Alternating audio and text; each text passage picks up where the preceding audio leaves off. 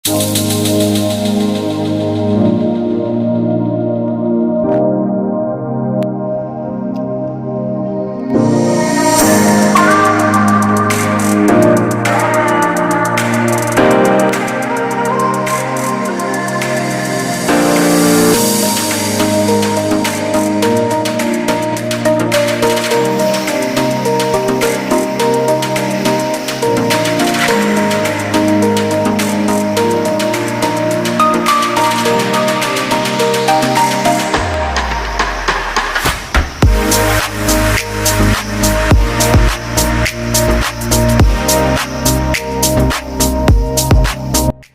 Morning, welcome back to my channel. আশা করছি তোমরা সবাই ভালো আছো আর আমিও ভালো আছি।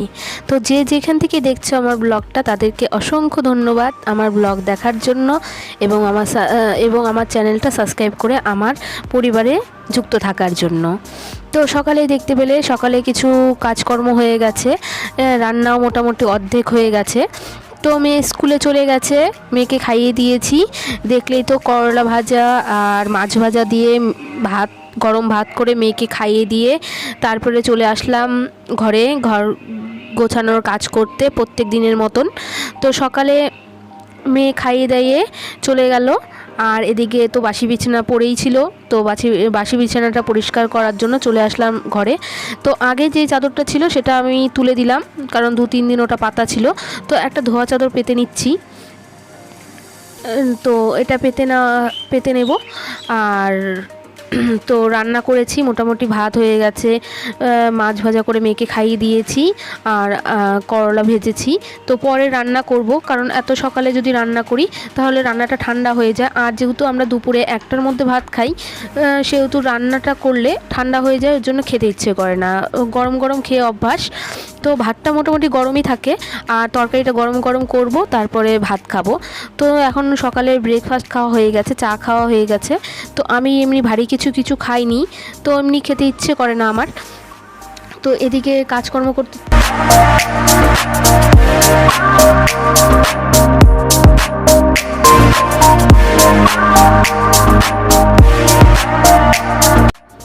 ওই ঘরটা তো বেডরুমটা পরিষ্কার করা হয়ে গেছে, যে ঘরে আমরা ঘুমোই সেই ঘর পরিষ্কার করা মোটামুটি হয়ে গেছে। তো এখানে চলে আসলাম, ড্রেসিং টেবিলের কাপড়টা অনেক দিন ধরেই পাতা ছিল। তো আরেকটা ধোয়া কাপড় আমি পেতে নিচ্ছি, আর যেটা ছিল সেটা আমি ধুতে নিয়ে মানে বাইরে বের করে দিলাম ধোয়ার জন্য।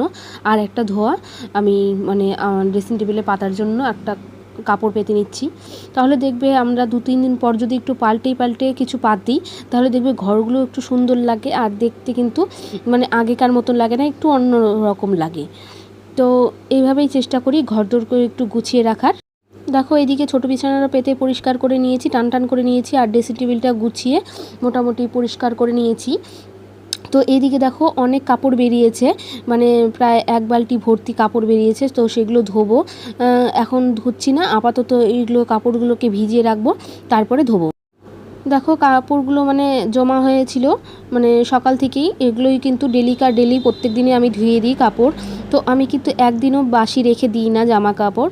তো যেদিন যেসব জামা কাপড় ওরা পরে সেগুলোই ধুয়ে দিই। তো এগুলো একটু ভিজিয়ে রাখার চেষ্টা করলাম, মানে ভাবলাম যে আগে ভিজিয়ে দিই জামা কাপড়গুলো, তারপরে ঘরটা মুছে দিয়ে তারপরে জামা কাপড় কাচবো। তো যেগুলো একটু নোংরা আছে সেগুলো একটু ভিজানো থাকলে যে পরিষ্কারও ফটাফট হয়ে যাবে, সেই জন্য। তো এই কটা জামা কাপড় ছিল, তো সেগুলো আমি ভিজিয়ে দিলাম। আর এদিকে ঘর মোছার জন্য জল নিয়ে চলে এসেছি।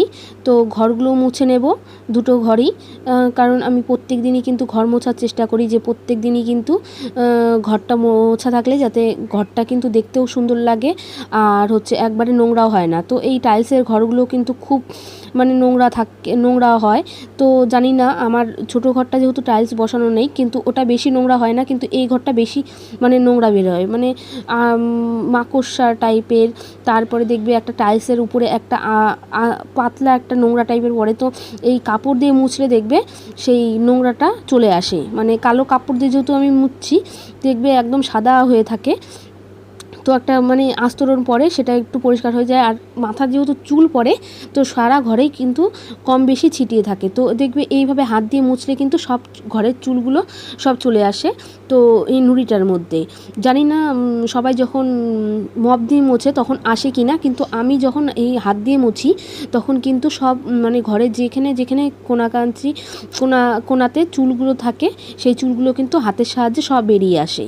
তো এইভাবে আমি চেষ্টা করি যে মানে ঘরগুলো একদম ক্লিন রাখার। দেখো আমি এইভাবে মুছলে কিন্তু আর পরে বিকেলের দিকে কিন্তু একদমই নোংরা হয় না। তো আমি প্রত্যেক দিনই চেষ্টা করি যে এইভাবে মানে প্রত্যেক দিনই একবার করে ঘর মোছার। কিন্তু আমি সবার মতো 2-3বারও ঘর মুছি না, আর 2-3বার করেও ঘর ঝাড় দিই না। সকালে একবার বাসি ঘর ঝাড় দিই, আর ঘর মোছার আগে আমি একবার ঝাড় দিই। এই হলো আমার ঝাড় দেওয়া। তাহলে কিন্তু পরে আর কেউ আমার ঘর পাড়ায় না, আর বেশি মানে নোংরাও হয় না ঘর।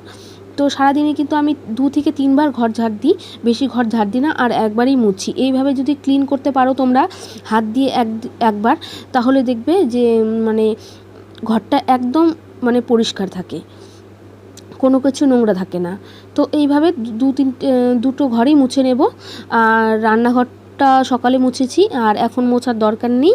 যদি রান্না হওয়ার পরে যদি পারি তাহলে মুছবো, আর না হলে তো পরিষ্কারই আছে। তো চলো দেখতে থাকো ব্লগটা, আশা করছি ভালো লাগবে। আর যারা আমার ব্লগটা দেখছো তারা অবশ্যই একটা লাইক দিয়ে যাবে।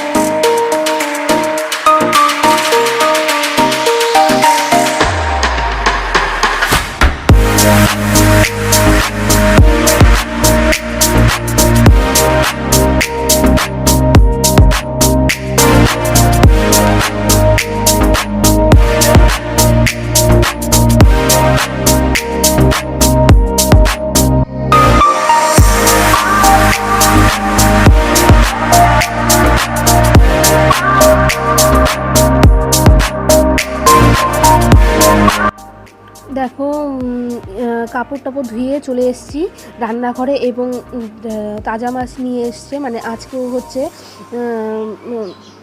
শোল মাছ নিয়ে এসছে।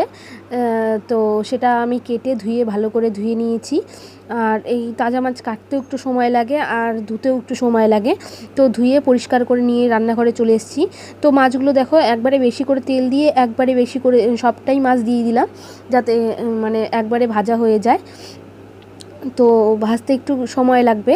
আর এদিকে আমি মাছের জন্য মশলা করে নেব, মানে প্রত্যেক দিনের মতো যেই মশলাগুলো দিই সেই মশলাই করে নেব আমি। এদিকে মশলা করতে গিয়ে কিন্তু মাছ ভাজা হয়ে গেছে।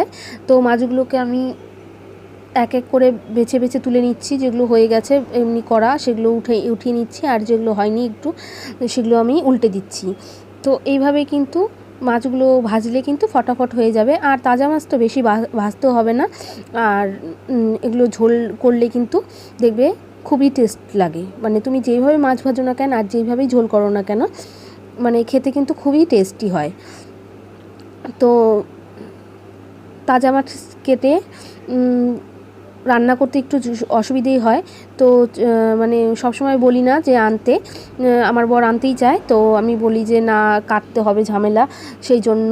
তো একা হাতে যেহেতু সংসারের সবটাই কাজ সামলাই, সেই জন্য একটু অসুবিধেই হয় যে মানে কাটা মাছ যদি আনে তাহলে ছুলে ধুয়ে নিই, তাহলে রান্না ফটাফট হয়ে যায়। আর এই মাছগুলো আনলে একটু বাড়িতে কাটতে হয়, সেই জন্য একটু অসুবিধা হয়। তো দেখো মাছের জন্য মশলা করে নিয়েছি। এখানে পেঁয়াজ, টমেটো, একটা ছোট টমেটো দিয়েছি, একটা ছোট পেঁয়াজ দিয়েছি, আর 1 ইঞ্চি মতো আদা, আর এটা আর কাঁচা লঙ্কা। তো এটা দিয়ে মশলা করে নিয়েছি। তো বাটিতে মশলা ধোয়া জলটা সেটাও আমি দিয়ে দিলাম, কারণ মশলার মধ্যে বেশি জল ছিল না, তো বাটি ধুয়ে যে জলটা হয় সেটাও আমি একটু দিয়ে দিলাম। দিয়ে এর মধ্যে একটু জিরের গুঁড়ো, একটু লঙ্কার গুঁড়ো দিয়ে আমি ভালো করে কষিয়ে নিচ্ছি। তো দেখো কষানো থেকে কিন্তু জল বেরিয়ে এসছে। তো জল বেরিয়ে আসার পরে আমি কিন্তু এখানে ঝোলের জন্য জল দিয়ে দিচ্ছি। তো একটু পাতলা মতনই ঝোলটা করব, মানে গাঢ় করব না। তো একটু মানে ফুটে উঠলে তারপরে মাছগুলো দিয়ে একটু বেশিক্ষণ ফুটে উঠলেই কিন্তু ঝোলটা আমার হয়ে যাবে। তো নেড়ে ভালো করে মশলার সাথে ঝোলটা মিশিয়ে নিচ্ছি, মানে জলটা মিশিয়ে নিচ্ছি। তো